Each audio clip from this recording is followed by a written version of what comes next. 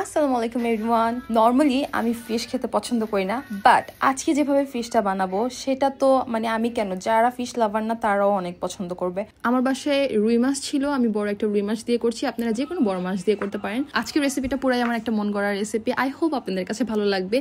আমি নিজেও এক্সপেরিমেন্ট করছিলাম যে আমি অ্যাকচুয়ালি কীভাবে বানাবো। সো ফার্স্টে আমি মালটা কেটে নিয়েছি, লেবু কেটে নিয়েছি, তারপরে স্প্রিং অনিয়ন কাট করে নিয়েছিলাম। সব কিছু আমি একদম সুন্দর ছোট ছোট করে কাট করে নিব। এখানে আমি লেমন গ্রাসও সুন্দর করে একটু থেতলে নিয়ে তারপর গোল গোল করে কাট করে নিয়েছিলাম। তবে কোনো কিছু মন থেকে রান্না করতে চাইলে আমি সবসময় করি কি, আতিফ আসলামের বা কোনো ফেভারিট সিঙ্গারের গান প্লে করে তারপর রান্না শুরু করি। এতে না আমার মাইন্ডও খুব কুল থাকে, লাইক চিল থাকে, আর আমার রান্নাটাও অনেক সুন্দর হয়। সো আজকেও সেম জিনিসই করেছি। সরি, আপনাদের হয়তো ব্যাকগ্রাউন্ডে মিউজিক পাওয়া যাবে, আমি র সাউন্ডটা রেখে দিয়েছি, আমার কাছে ভালো লাগছিল তাই।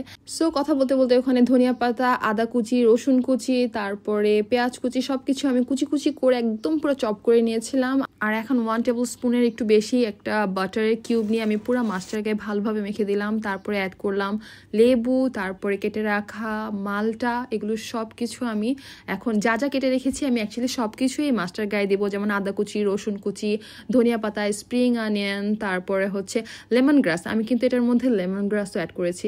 যেটা ভুলে গিয়েছিলাম সেটা হচ্ছে লবণ, তো আমি এখন লবণটা অ্যাড করে দিব। আর তারপরে সব কিছু আবার ভালো করে একটু মেখে নিব। এখানে আমি একটু ঝাল করার জন্য কাঁচামরিচ একদম কুচি কুচি করে নিয়েছিলাম। আমি কাঁচামরিচটাও অ্যাড করব যাতে একটা ঝাল ঝাল ফ্লেভার আসে।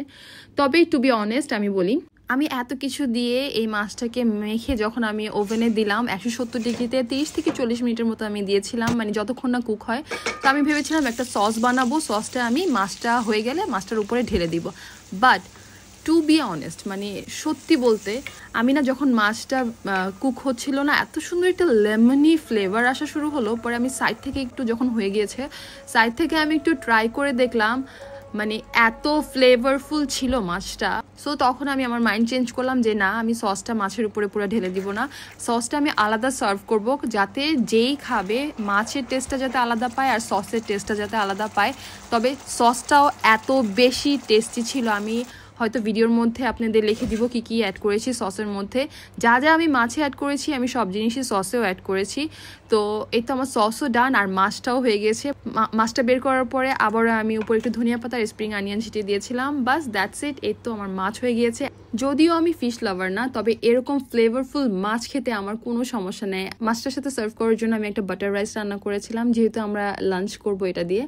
সো এই তো আমার মাছের রেসিপি ডান। আই হোপ আপনাদের কাছে এই মাছের রেসিপিটা ভালো লেগেছে, আপনারাও বাসায় ট্রাই করে দেখতে পারেন। So it's all for now, see you in the next video. Bye, thanks for watching.